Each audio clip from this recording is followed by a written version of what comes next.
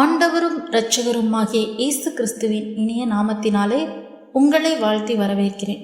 இந்த நாளிலும் நாம் பரிசுத்த ஆவியானவரை பற்றி தியானிக்க இருக்கிறோம். பரிசுத்த ஆவியானவரை பற்றி நாம் பல இடங்களில் கேள்விப்பட்டிருக்கிறோம். நமக்கு தெரியாதது ஒன்றும் இல்லை. ஆனாலும் இந்த நாளிலும் பரிசுத்த ஆவியானவரை பற்றி ஆண்டவர் நம்மோடு பேச வேண்டும் என்பதற்காக நாம் ஜெபத்தோடு காத்திருப்போம். தலைவணங்கி ஜெபிப்போமா? எங்களை நேசிக்கிற நல்ல பிதாவே, இந்த அருமையான இந்த வேலைக்காக உண்மை நன்றியோடு உண்மை துதிக்கிறோம், ஸ்தோத்திரிக்கிறோம் ஆண்டவரே. இந்த நேரத்திலும் ஆண்டவரே அப்பா, பரிசுத்த ஆவியானவரை பற்றி நாங்கள் தியானிக்க இருக்கிறோம். உடைய வேதத்திலிருந்து நாங்கள் அதை தெளிவாக கற்றுக்கொள்ள நீர் எங்களுக்கு உதவி செய்யுங்க. நீர் எங்களோட பேசுங்க. மீட்பர் இயேசு கிறிஸ்துவின் மூலமாய் ஜெபிக்கிறேன் ஜீவனுள்ள நல்ல பிதாவே, ஆமீன். நாம் தமிழில் பரிசுத்த ஆவியின் கோட்பாடு என்று சொல்கிறோம். அதை ஆங்கிலத்தில் the doctrine of the holy spirit அல்லது நியூமட்ரோலஜி என்று அழைப்பது உண்டு. பரிசுத்த ஆவியை பற்றி நாம் பார்ப்பதற்கு முன்பாக உங்கள் சிந்தனைக்காக சில கேள்விகளை உங்கள் முன்பாக வைக்க விரும்புகிறேன். இந்த படத்தில் பார்க்குறீங்க, இந்த படத்தில் என்னெல்லாம் பார்க்குறீங்க? லைட்டிங்ஸ் இருக்குது, புகை போட்டிருக்கிறாங்க, மியூசிக் நல்லா இருக்குது, எல்லாரும் கத்திட்டுருக்குறாங்க, கையை உயர்த்தி உற்சாகமாக இருக்கிறத பார்க்கிறோம். சரி, விளக்குகள், புகை, சக்தி வாய்ந்த இசை, கூச்சல் போன்றவற்றை பயன்படுத்தும் இந்த வகையான கூடுகைகள் பற்றி உங்கள் கருத்து என்ன? அவர்கள் பரிசுத்த ஆவியால் நிரப்பப்பட்டிருக்கிறார்கள் என்று இது அர்த்தப்படுத்துகிறதா? இந்த கேள்விக்கான ஆன்சரை நீங்களே உங்கள் மனதில் யோசித்து வைங்க. அடுத்த கேள்விக்குள்ளாக செல்ல விரும்புகிறேன். இந்த படத்தில் என்ன பார்க்குறீங்க? அந்நிய பாஷையில் பேசுவதற்கு பயிற்சி.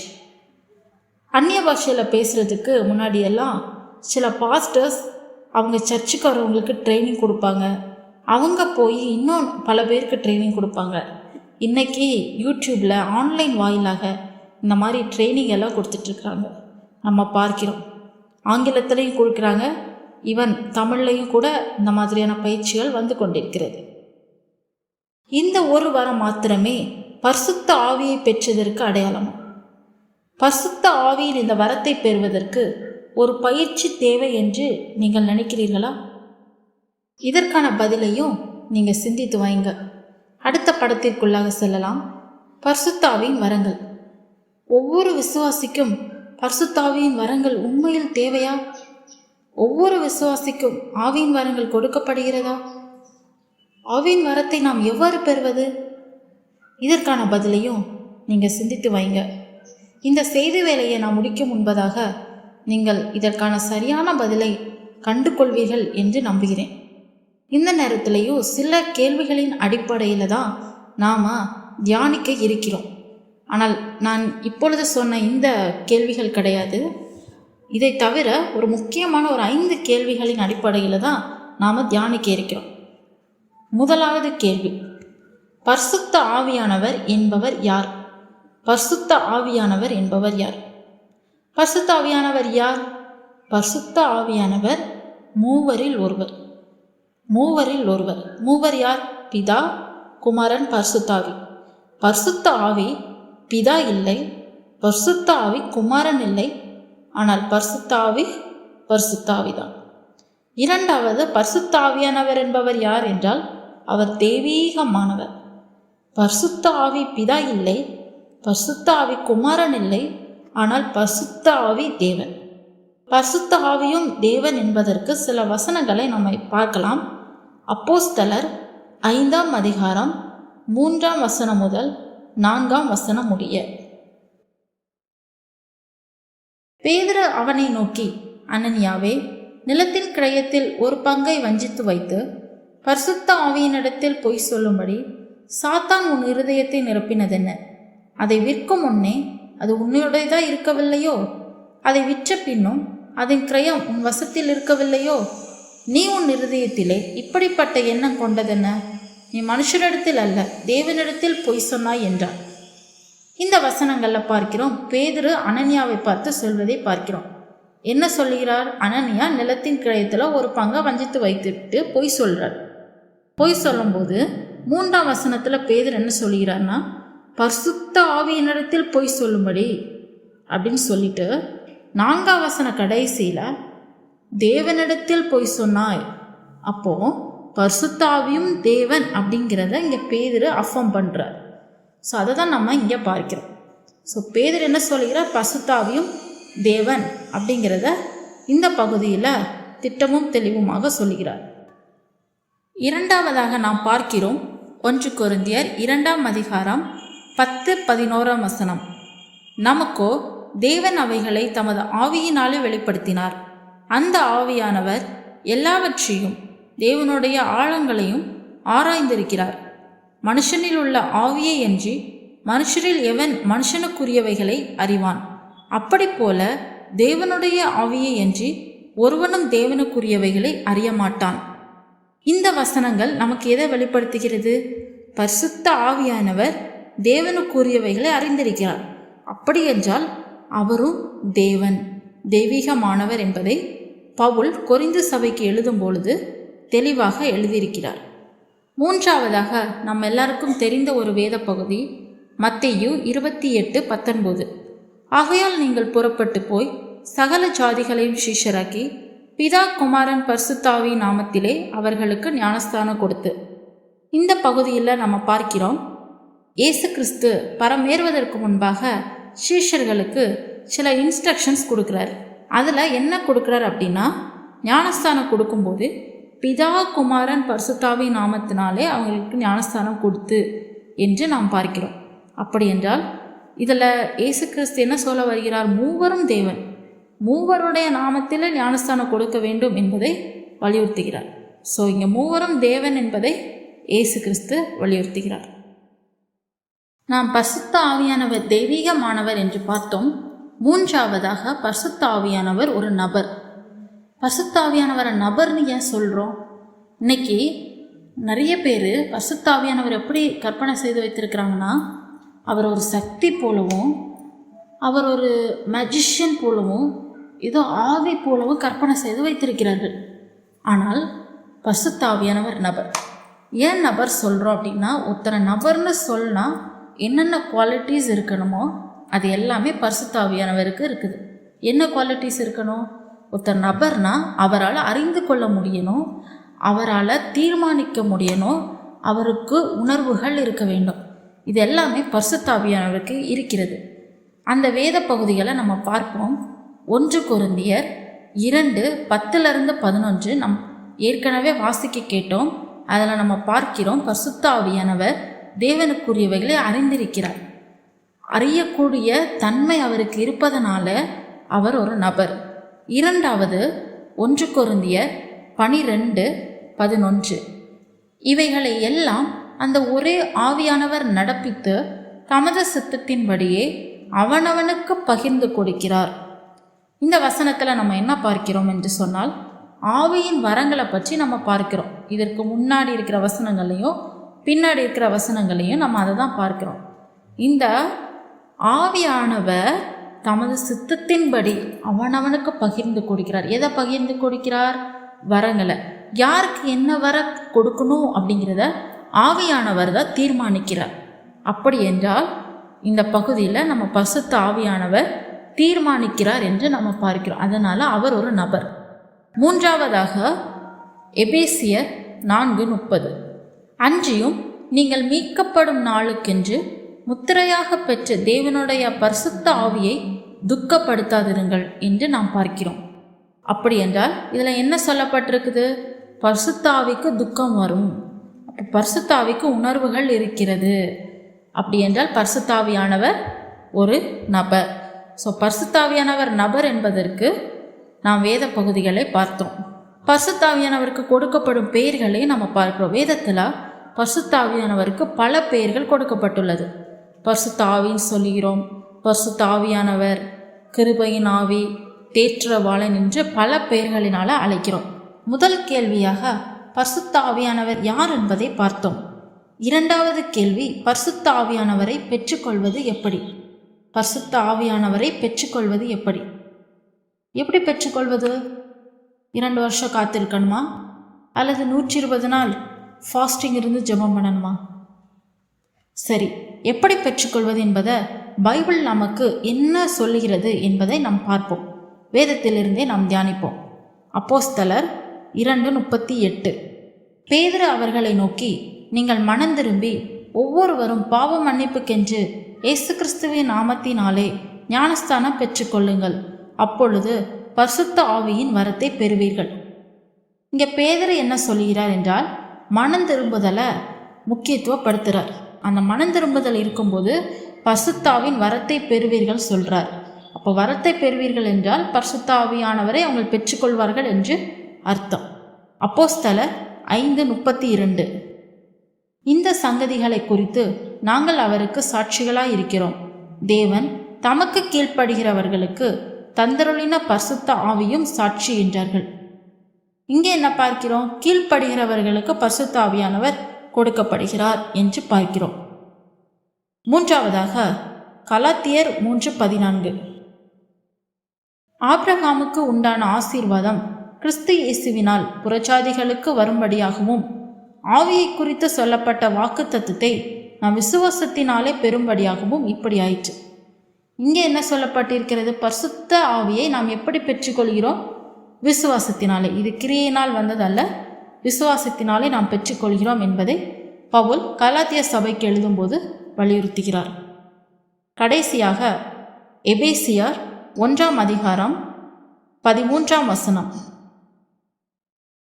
நீங்களும் உங்கள் இரட்சிப்பின் சுவிசேஷமாகிய சத்திய வசனத்தை கேட்டு விசுவாசிகள் ஆனபோது வாக்குத்தத்தம் பண்ணப்பட்ட பரிசுத்த ஆவியால் அவருக்குள் முத்திரை போடப்பட்டீர்கள். இங்கே என்ன சொல்கிறார்? எபேசு சபைக்கு பவுல் எழுதும்போது, விசுவாசிகள் ஆனபோது நீங்கள் பரிசுத்த ஆவியால் முத்திரை போடப்பட்டீர்கள். அப்படி என்றால் விசுவாசிகள் ஆனபோதே பரிசுத்த ஆவியானவர் அவங்களுக்கு அருளப்பட்டு விட்டார். சரி, இங்கே நம்ம என்னெல்லாம் பார்த்தோம்? மனம் திரும்புதல், கீழ்ப்படிதல், விசுவாசம், விசுவாசிகள். இது எல்லாமே எதை குறிக்குது? இது எல்லாமே ரட்சிப்பின் அனுபவத்தை குறிக்குது. ரட்சிப்பின் அனுபவம்னா என்ன? பாவத்தை அறிக்கை செய்கிறது. ஆனால் பாவத்தை அறிக்கை செய்கிறதுனா அது இப்படி கிடையாது. இன்றைக்கி நான் போய் சொல்லிட்டு ஆண்டவரே நான் மன்னியும்னு சொல்கிறேன், நாளைக்கு திருடிட்டு ஆண்டவரே நான் மன்னியும்னு சொல்கிறேன், அடுத்த நாள் இன்னொரு தப்பு செஞ்சுட்டு ஆண்டவரே நான் மன்னியும் சொல்கிறேன். இது இல்லை. இயேசு கிறிஸ்து எனக்காக, என்னுடைய பாவத்திற்காக மரித்தார், என்னோட பாடுகள் அவர் ஏற்றுக்கொண்டார், நான் அவரிடத்துல வாழ்க்கையை சரண்டர் பண்ணுறேன், நான் அவருக்காக பரிசுத்தமாக வாழ விரும்புகிறேன்னு சொல்லி அவர்கிட்ட ஒப்பு கொடுக்கும்போது அப்போ தான் நம்ம ரட்சிப்பின் அனுபவத்தை பெற்றுக்கொள்கிறோம். இந்த ரட்சிப்பின் அனுபவம் இருந்தால்தான் பரிசுத்த ஆவியானவரை நாம் பெற்றிருக்கிறோம் என்ற அர்த்தம். இந்த ரட்சிப்பின் அனுபவம் யாருக்கெல்லாம் இருக்கிறதோ அவங்க எல்லாருக்குள்ளேயும் பரிசுத்த ஆவியானவர் இருக்கிறார். பரிசுத்த ஆவியை பெற்றுக்கொள்வது எப்படின்னு பார்த்தோம். பரிசுத்த ஆவியானவரால் நிரப்பப்படுவது என்று சொல்கிறார்களே, அப்படி என்றால் என்ன? பரிசுத்த ஆவியானவரால் நிரப்பப்படுவது எல்லாம் உண்மையா? இதை பார்ப்பதற்கு முன்பாக பரிசுத்த ஆவியால் நிரப்பப்பட்டவர்கள் லிஸ்ட் ஒன்றை உங்களிடத்தில் காண்பிக்க விரும்புகிறேன். இதில் நம்ம யாரெல்லாம் பார்க்கிறோம்? யோவான், இயேசு கிறிஸ்து, சீஷர்கள், பேதுரு, ஸ்தேவான் என்று பார்க்கிறோம். இந்த வேத பகுதிகளை நீங்கள் வாசித்து பாருங்கள். இவர்கள் எல்லாருமே பரிசுத்த ஆவியால் நிரப்பப்பட்டவர்கள். ஸ்தேவானோட பரிசுத்த ஆவியால் நிரப்பப்படுவது நின்றுவிடவில்லை. ஸ்தேவானுக்கு அப்புறமும் நம்ம அப்போஸ்தலரை பார்க்கிறோம், அநேகர் பரிசுத்த ஆவியானவரால் நிரப்பப்பட்டு இருந்தார்கள் என்று. சரி, நிரப்பப்படுதலை குறித்ததான வேத வசனங்களை நம்ம பார்ப்போம். எபேசியர் 5:18. துன்மார்க்கத்திற்கு ஏதுவான மதுபான வெறி கொள்ளாமல் ஆவியினால் நிறைந்து.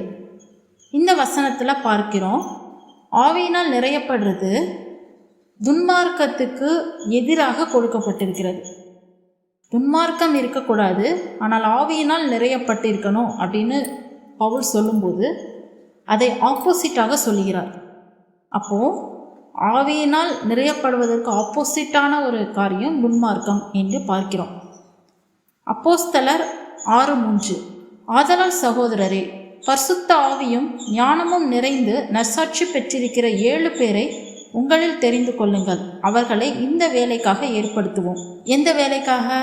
பந்தி விசாரணை செய்ய.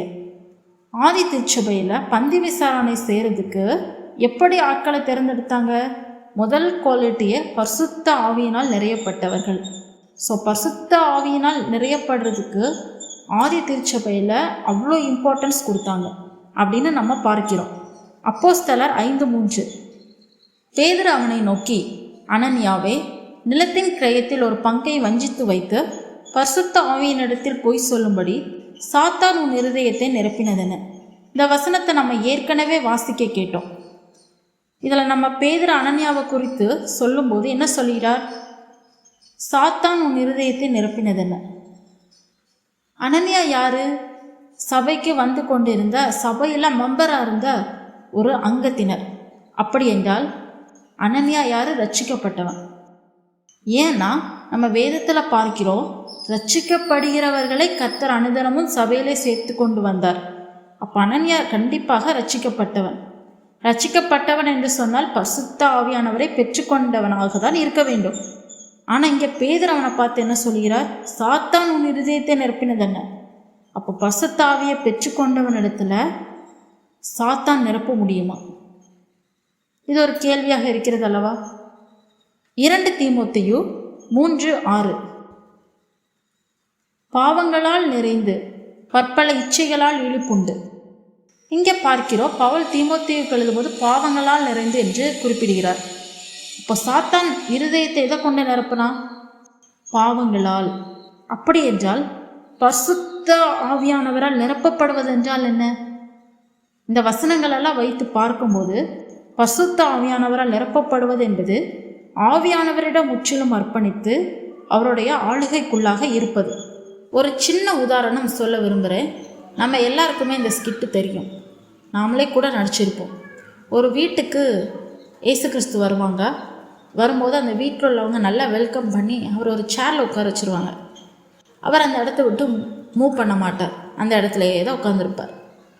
கொஞ்ச நேரம் கழித்து அந்த வீட்டுக்கு ஒரு அரசியல்வாதி வந்தோன்னே இயேசு கிறிஸ்துவை ஒரு சேர் மூவ் பண்ணி உட்கார சொல்லுவாங்க. இயேசு கிறிஸ்துவை ஒரு சேர் மூவ் பண்ணி உட்காந்துருவார். அரசியல்வாதியை ஃபஸ்ட்டு சேரில் உட்கார வச்சு அவருக்கு தான் முன்னுரிமை கொடுப்பாங்க. அதுக்கப்புறம் ஒரு நடிகர் வருவார், அவருக்கு முன்னுரிமை கொடுப்பாங்க. இப்படியே ஒவ்வொருத்தராக வர வர இயேசு கிறிஸ்துவை ஒவ்வொரு சேராக மூவ் பண்ண சொல்லி கடைசி அவருக்கு உட்காரதுக்கு இடமே இருக்காது. அப்புறம் வீட்டிலே இடம் இல்லாமல் அவர் வீட்டை விட்டே வெளியே போயிடுவார். ஆக்சுவலி அவங்க என்ன செஞ்சுருக்கணும்னா, வீட்டுக்குள்ளே வரும்போது, ஈசப்பா, எங்களை விட நீங்கள் எங்கள் வீட்டை நல்லா பார்த்துக்குவீங்க, எங்கள் வீட்டின் தலைவராக நீங்கள் இருக்கணும்னு வீட்டு சாவியவே அவர் கையில் கொடுத்துருந்தா தேவையில்லாத நபர்கள் அந்த வீட்டுக்குள்ளே நுழைஞ்சிருக்க மாட்டாங்க. ஆனால் அவங்க அப்படி பண்ணலை. இயேசு கிறிஸ்துவை வீட்டுக்குள்ளே இன்வைட் பண்ணாங்க, ஆனால் முழுவதுமாக அந்த வீட்டின் கண்ட்ரோலை இயேசு கிறிஸ்துவிட்ட கொடுக்கல. அதே போல் தான் இன்றைக்கி நிறைய நேரத்தில் நாம் என்ன செய்கிறோம்? பரிசுத்த ஆவியானவரை நம்ம இருதயத்தில் பெற்றுக்கொள்கிறோம், நமக்குள்ளாக பெற்றுக்கொள்கிறோம். ஆனால் அவரிடத்துல ஃபுல்லாக நம்ம வாழ்க்கையை கொடுப்பது கிடையாது. ஃபுல்லி சரண்டர் பண்ணணும் அப்படி தான் சொல்லி ஆண்டவர் நம்ம இடத்துல எதிர்பார்க்கிறார். இன்றைக்கி பரிசுத்த ஆவியானவரை பெற்றுக்கொண்டு இருக்கிறோம் என்று நம்ம எல்லாருமே சொல்லலாம். ஆனால் பரிசுத்த ஆவியானவரால் நிரப்பப்பட்ட அனுபவம் இருக்குதா என்பதை யோசித்து பார்ப்போம். நாம் முதல் கேள்வியாக பரிசுத்த ஆவியானவர் என்பவர் யார் என்று பார்த்தோம். 2வது கேள்வியா பரிசுத்த ஆவியானவரை பெற்றுக்கொள்வது எப்படி, அதிலும் குறிப்பாக பரிசுத்த ஆவியானவரால் நிரப்பப்படுவது என்றால் என்ன என்று பார்த்தோம். 3வது கேள்வி பரிசுத்த ஆவியானவரின் வேலைகள் என்னென்ன. பரிசுத்த ஆவியானவரின் வேலைகள் என்னென்ன? ஆதியாகமம் 1:2 பார்க்கிறோம், தேவ ஆவியானவர் ஜலத்தின் மேல் அசைவாடு கொண்டிருந்தார். படைப்பின் நாட்களிலேயே தேவ ஆவியானவர் இருக்கிறார் என்று நாம் பார்க்கிறோம். அப்போ படைப்பிலேயே அவருடைய பங்களிப்பு இருக்கிறது. 2 பேதுரு 1:21 பார்க்கிறோம், தீர்க்கதரிசிகள் யாருமே அவங்க சுயமாக பேசவில்லை, பரிசுத்த ஆவியால் ஏவப்பட்டு பேசினார்கள் என்று பார்க்கிறோம். அப்போ வெளிப்பாடு கொடுத்ததும் பரிசுத்த ஆவியானவர் என்பதை நாம் தெளிவாக பார்க்கிறோம். விசுவாசிகளின் வாழ்விலே பரிசுத்த ஆவியானவர் என்ன செய்கிறார் என்று பார்ப்போம். யோவான் 3ஆம் அதிகாரம் 5-8 வசனங்களில் நம்ம பார்க்கிறோம், ஜலத்தினாலும் ஆவியினாலும் பிறவாவிட்டால் என்று பார்க்கிறோம். அப்படி என்றால் மறுபிறப்பின் அனுபவத்திலேயே பரிசுத்த ஆவியானவர் செயல்படுகிறார். ஒருவன் விசுவாசித்து இயேசு கிறிஸ்துவை ஏற்றுக்கொள்ளும் போது அந்த அனுபவத்திலேயே பரிசுத்த ஆவியானவரின் செயல்பாடு இருப்பதை பார்க்கிறோம். 2 கொரிந்தியர் 3:17 பார்க்கிறோம், ஆவியானவர் எங்கே உண்டோ அங்கே விடுதலை உண்டு. அதிலும் குறிப்பாக அந்த வசனம் மனம் திரும்பியவர்களை பற்றி, அதாவது விசுவாசிகளை பற்றி பேசப்படுகிறது. அப்போ விசுவாசிகளுக்கு ஆவியானவர் விடுதலை தருகிறார். யாரெல்லாம் இயேசு கிறிஸ்துவை விசுவாசித்து ஏற்றுக்கொள்கிறார்களோ அவங்க எல்லாரோட வாழ்க்கையிலையும் பரிசுத்த ஆவியானவர் ஒரு விடுதலையை தருகிறார். எதிலிருந்து விடுதலை தருகிறார்? பாவத்திலிருந்து, சாபத்திலிருந்து. யோவான் 14:28 பார்க்கிறோம், இயேசு கிறிஸ்து சொல்லும்போது இயேசு கிறிஸ்து சிஷ்யர்களை பார்த்து சொல்கிறார், அந்த ஆவியானவர் வந்து நான் போதித்த எல்லாவற்றையும் உங்களுக்கு நினைப்பூட்டுவார் என்று சொல்லுகிறார். இன்னைக்கும் பரிசுத்த ஆவியானவர் விசுவாசிகளின் வாழ்க்கையில போதித்து நினைப்பூட்டுகிறார். யோவான் 16:13 பார்க்கிறோம், சத்திய ஆவியானவர் சகல சத்தியத்திற்குள்ளும் உங்களை நடத்துவார் என்று இயேசு கிறிஸ்து ஆவியானவரை பற்றி சொல்லுகிறார். ஆவியானவர் நம்மளை வழி நடத்துகிறார். அப்போஸ்தலர்லேருந்து கொடுக்கப்பட்டிருக்கிற இந்த வேத பகுதிகளை பாருங்க. இந்த வேத பகுதிகளில் பரிசுத்த ஆவியானவர் எப்படி அப்போஸ்தலர்களை, சீஷர்களை, விசுவாசிகளை வழி நடத்தினார் என்பது தெளிவாக கொடுக்கப்பட்டிருக்கிறது. அதே போல பரிசுத்த ஆவியானவர் விசுவாசிகளுக்கு அதிகாரம் அளிக்கிறார். என்ன அதிகாரம் அளிக்கிறார்? அவருடைய அருட்பணியை செய்வதற்கு. யாரெல்லாம் இயேசு கிறிஸ்துவ சொந்த ரட்சகராய் ஏற்றுக்கொண்டார்களோ அவர்கள் எல்லாருக்குமே அதிகாரம் அளிக்கப்பட்டிருக்கிறது அவருடைய அருட்பணியை நிறைவேற்ற. ரோமர் 8 விசுவாசிகளின் வாழ்க்கையில பரிசுத்த ஆவியானவர் என்ன செய்கிறார் என்று தெளிவாக போடப்பட்டிருக்கிறது. ரோமர் 8:11 போடப்பட்டிருக்கிறது, சாவுக்கேதுவான சரீரங்களை உயிர்ப்பிக்கிறார். அப்போ நாம விசுவாசித்து இயேசு கிறிஸ்துவை ஏற்றுக்கொள்ளும் போது நாம பாவத்துல எந்த ஒரு நிலைமையில செத்து கிடந்தாலும், ஆவிக்குரிய விதத்துல எந்த ஒரு நிலைமையில செத்து கிடந்தாலும் நம்மை உயிர்ப்பிக்கிறார். 16 பார்க்கிறோம், தேவனுடைய பிள்ளை என்று சாட்சி கொடுக்கிறார். 3 பார்க்கிறோம், நம்முடைய பலவீனங்களில் உதவி செய்கிறார். 4 பார்க்கிறோம், வேண்டுதல் செய்கிறார். 26 பார்க்கிறோம், இன்னும் பல வசனங்கள்ல நம்ம பார்க்கிறோம், பரிசுத்த ஆவியானவர் நமக்காக வேண்டுதல் செய்கிறார். 27 பார்க்கிறோம், இருதயங்களை ஆராய்ந்து பார்க்கிறார் என்று நாம் பார்க்கிறோம். விசுவாசிகளின் வாழ்க்கையில இத்தனை காரியங்களை பரிசுத்த ஆவியானவர் நிறைவேற்றுகிறார். அவிசுவாசிகளின் வாழ்க்கையில கூட பரிசுத்த ஆவியானவர் தன்னோட பணியை நிறைவேற்றுகிறார். என்ன நிறைவேற்றுகிறார்?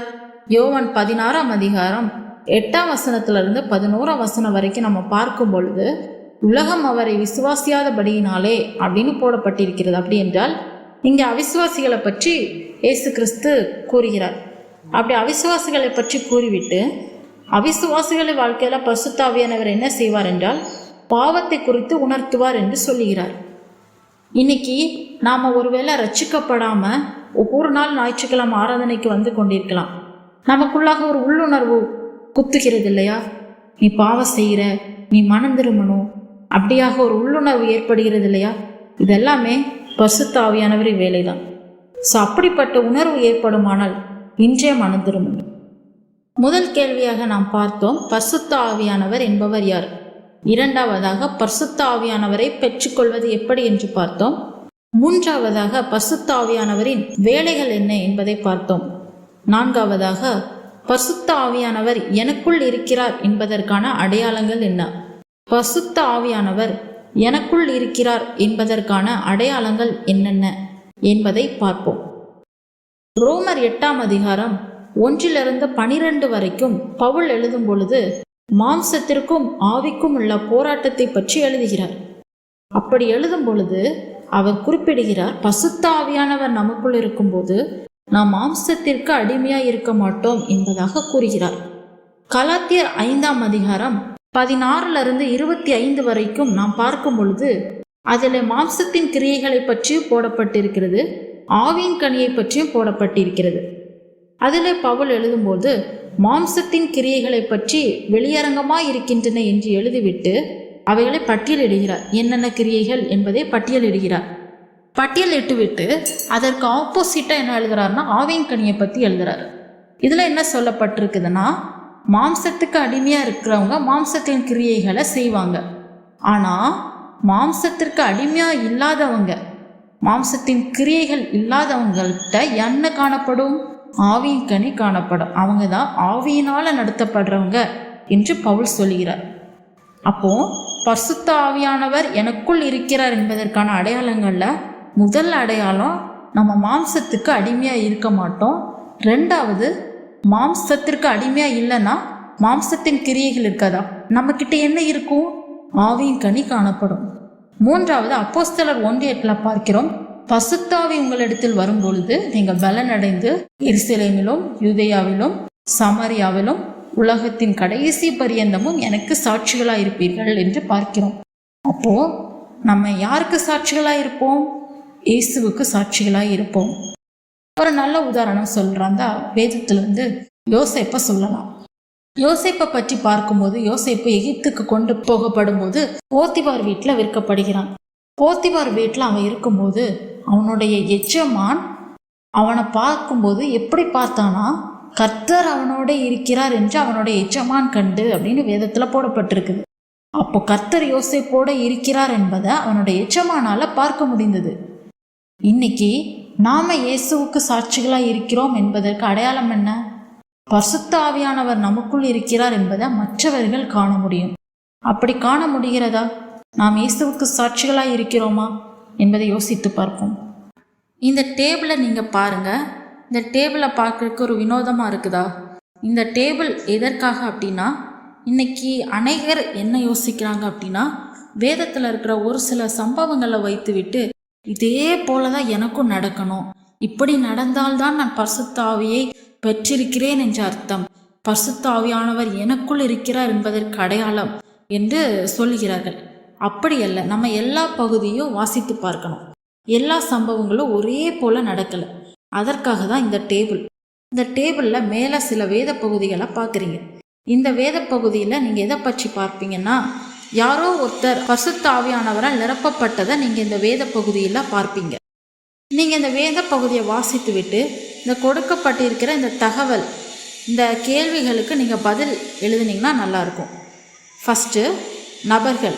அந்த பகுதியை வாசிச்சுட்டு அந்த பகுதியில் யார் பரிசுத்த ஆவியானவரை பெற்றுக்கொண்ட நபர்கள் அவங்கள எழுதுங்க. ரெண்டாவது கேள்வி, காத்திருந்தார்களா?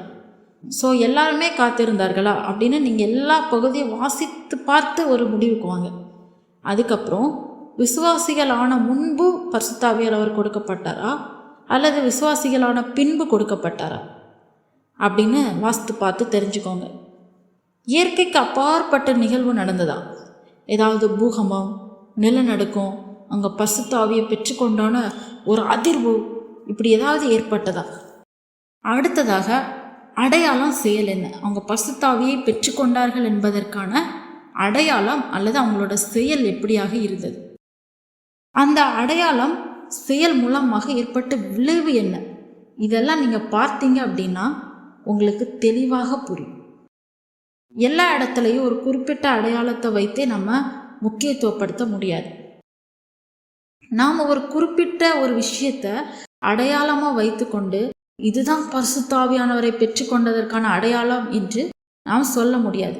நீங்கள் இந்த வேத பகுதிகள்லாம் பார்த்தீங்கன்னா தெரியும், ஒவ்வொருத்தருக்கும் டிஃப்ரெண்ட் எக்ஸ்பீரியன்ஸ் இருந்துச்சு அவங்க பரிசுத்த ஆவியானவரை பெற்றுக்கொள்ளும் போது.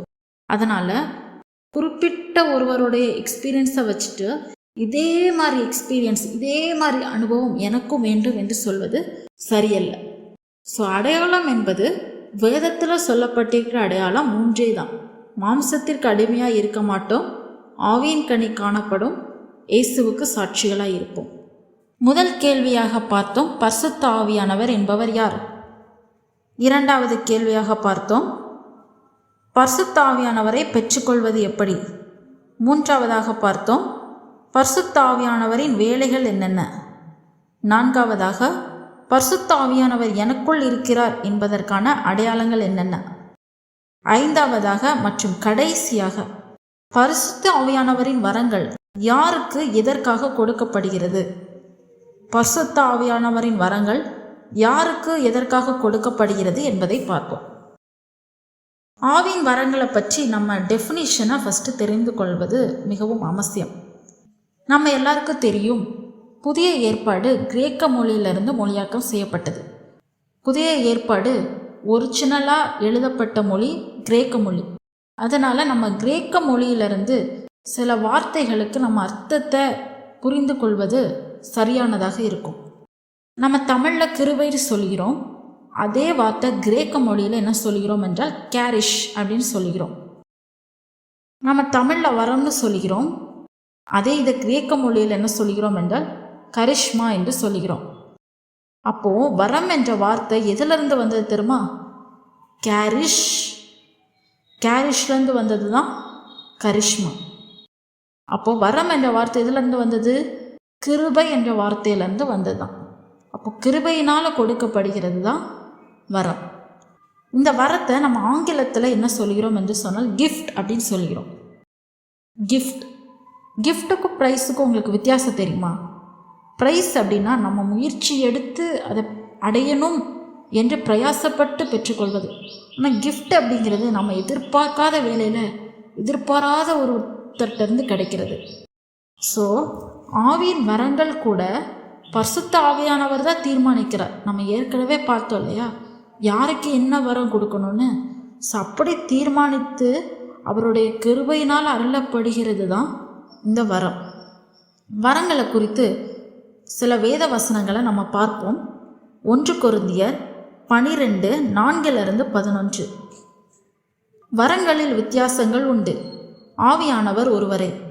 ஊழியங்களிலேயும் வித்தியாசங்கள் உண்டு, கர்த்தர் ஒருவரே. கிரியைகளிலேயும் வித்தியாசங்கள் உண்டு, எல்லாருக்குள்ளும் எல்லாவற்றையும் நடப்பிக்கிற தேவன் ஒருவரே. ஆவியினுடைய அனுக்கிரகம் அவனவனுடைய பிரோச்சனத்திற்கென்று அளிக்கப்பட்டிருக்கிறது. எப்படியெனில், ஒருவனுக்கு ஆவியினாலே ஞானத்தை போதிக்கும் வசனமும், வேறொருவனுக்கு அந்த ஆவியினாலே அறிவை உணர்த்தும் வசனமும், வேறொருவனுக்கு அந்த ஆவியினாலே விசுவாசமும், வேறொருவனுக்கு அந்த ஆவியினாலே குணமாக்கும் வரங்களும், வேறொருவனுக்கு அற்புதங்களை செய்யும் சக்தியும், வேறொருவனுக்கு தீர்க்கதரிசனம் உரைத்தலும், வேறொருவனுக்கு ஆவிகளை பகுத்தறிதலும், வேறொருவனுக்கு பற்பல பாஷைகளை பேசுதலும், வேறொருவனுக்கு பாஷைகளை வியாக்கியானம் பண்ணுதலும் அளிக்கப்படுகிறது. இவைகளை எல்லாம் அந்த ஒரே ஆவியானவர் நடப்பித்து தமது சித்தத்தின்படியே அவனவனுக்கு பகிர்ந்து கொடுக்கிறார். ஸோ இங்கே நம்ம என்ன பார்க்கிறோம்? ஆவியானவர் பகிர்ந்து கொடுக்கிறார். நிறைய வரங்கள் பார்க்கிறோம். நம்ம ஒரு குறிப்பிட்ட வரத்தை வைத்து இந்த வரம் எனக்கு வேணும்னு கேட்கக்கூடாது. ஆவியானவர் தான் பகிர்ந்து கொடுக்கிறார் என்று பார்க்கிறோம். ரோமர் 12:4-8. ஏனெனில் நமக்கு ஒரே சரீரத்திலே அநேக அவயங்கள் இருந்தும் எல்லா அவயங்களும் ஒரே தொழில் இராதது போல அநேகராகிய நாமும் கிறிஸ்துவுக்குள் ஒரே சரீரமாயிருக்க ஒருவருக்கொருவர் அவயங்களாயிருக்கிறோம். நமக்கு அருளப்பட்ட கிருபையின்படியே நாம் வெவ்வேறான வரங்கள் உள்ளவர்கள் ஆனபடியினாலே நம்மில் தீர்க்கதரிசன சொல்லுகிற வரத்தையுடையவன் விசுவாச பிரமாணத்துக்கேற்றதாக சொல்ல கடவன். ஊழியம் செய்கிறவன் ஊழியத்திலும், போதிக்கிறவன் போதிக்கிறதிலும், புத்தி சொல்கிறவன் புத்தி சொல்கிறதிலும் தரித்திருக்க கடவன். பகிர்ந்து கொடுக்கிறவன் வஞ்சனை இல்லாமல் கொடுக்க கடவன். முதலாளியானவன் ஜாக்கிரதையாய் இருக்க கடவன். இரக்க செய்கிறவன் உற்சாகத்துடனே செய்ய கடவன். இங்கேயே நமக்கு பார்க்கிறோம், ஆவியானவர் வெவ்வேறு வரங்களை தருகிறார் அப்படின்னு சொல்லிட்டு. எபிரேயர் 2:4 முன்பாகம். அடையாளங்களினாலும் அற்புதங்களினாலும் பலவிதமான பலத்த செய்கைகளினாலும் தம்முடைய சித்தத்தின்படி பகிர்ந்து பரிசுத்த ஆவியின் வரங்களிலும் தம்முடைய சித்தத்தின்படி பகிர்ந்து அவர் தம்முடைய சித்தத்தின்படி பகிர்ந்து கொடுக்கிறார் என்று பார்த்தோம். சரி, இந்த வசனங்கள் நமக்கு எதை வெளிப்படுத்துகிறது? கொரிந்தியர், ரோமர், எபிரேயர் இந்த கடிதங்கள் எல்லாமே விசுவாசிகளுக்கு எழுதப்பட்ட கடிதம், ஊழியர்களுக்கு எழுதப்பட்ட கடிதம் கிடையாது. அப்போ விசுவாசிகளுக்கு எழுதப்பட்ட கடிதத்தில் வரங்களை பற்றி சொல்லப்பட்டிருக்குதுன்னா விசுவாசிகள் அனைவருக்கும் வரங்கள் கொடுக்கப்படுகிறது என்று அர்த்தம். இது ஊழியக்காரர்களுக்கு ஸ்பெஷலாக வரங்கள் கொடுக்கப்படுகிறது என்று அர்த்தம் அல்ல. ரெண்டாவது நம்ம எதை புரிந்து கொள்ளணும் என்றால், விசுவாசிகள் அனைவருக்கும் வெவ்வேறு வரங்கள் கொடுக்கப்படுகிறது. எல்லாருக்கும் ஆண்டவர் ஒரே வரங்களை கொடுக்கல, ஒவ்வொருத்தருக்கும் ஒவ்வொரு வரங்களை கொடுக்கிறார். ஸோ இந்த 3 பகுதிகள் நமக்கு எதை வெளிப்படுத்துகிறது என்று சொன்னால், விசுவாசிகளுக்கு வெவ்வேறு வரங்களை ஆவியானவர் தருகிறார். எனக்கு அந்த வரம் இல்லை, எனக்கு இந்த வரம் இல்லைன்னு சொல்ல முடியாது. அதே நேரத்தில் எனக்கு வரங்களே ஆண்டவர் கொடுக்கலை அப்படின்னு நம்ம சொல்ல முடியாது. ஆவியானவர் எல்லா விசுவாசிகளுக்கும் வரங்களை அளிக்கிறார் என்பதை நம்ம தெளிவாக புரிந்து கொள்ள வேண்டும். நாம் என்னெல்லாம் பார்த்தோம்? பரிசுத்த ஆவியானவர் என்பவர் யார்? பரிசுத்த ஆவியானவரை பெற்றுக்கொள்வது எப்படி? பரிசுத்த ஆவியானவரின் வேலைகள் என்னென்ன? பரிசுத்த ஆவியானவர் எனக்குள் இருக்கிறார் என்பதற்கான அடையாளம் என்னென்ன? பரிசுத்த ஆவியானவரின் வரங்களை பெற்றுக்கொள்வது எப்படி என்றெல்லாம் பார்த்தோம். ஒரு நிமிஷம் நம்ம சிந்தித்து பார்ப்போம். திரியேக தேவனில் ஒருவரான பரிசுத்த ஆவியை நாம் விசுவாசிக்கிறோமா? நாம் பரிசுத்த ஆவியானவரை பெற்றிருக்கிறோமா? அல்லது இப்படி கேட்டால் பொருத்தமாக இருக்கும் என்று நம்புகிறேன். நாம் பரிசுத்த ஆவியானவரால் நிரப்பப்பட்டிருக்கிறோமா? பரிசுத்த ஆவியானவர் நமக்குள் இருந்து செயல்படுவதை நாம் உணர்கிறோமா? பரிசுத்த ஆவியானவர் நமக்குள் இருந்தால் ஏற்படும் மாற்றங்கள் நம்மில் காணப்படுகிறதா? ஆவியானவர் என்ன வரம் நமக்கு தந்திருக்கிறார் என்பதை கண்டுபிடித்து அதை தேவ நாம மகிமைக்காகவும் சபைகள் வளர்ந்து பெருகவும் பயன்படுத்துகிறோமா? சிந்தித்து பார்ப்போம். ஜெபிப்போம். அன்பின் பரலோக பிதாவே, மீண்டும் உமக்கு நன்றி செலுத்துகிறோம் ஆண்டவரே. இந்த நேரத்திலும் ஆண்டவர் அப்பா, பரிசுத்த ஆவியானவரை பற்றி நாங்கள் தெளிவாக உணர்ந்து கொள்ள எங்களுக்கு கற்றுக் கொடுத்ததற்காக நன்றி. கற்றுக்கொண்டவைகளை எங்கள் வாழ்க்கையில் அபியாசப்படுத்த நீர் எங்களுக்கு உதவி செய்யுங்க. மீட்பர் இயேசு கிறிஸ்துவின் மூலமாய் ஜெபிக்கிறேன் ஜீவனுள்ள நல்ல பிதாவே. ஆமென்.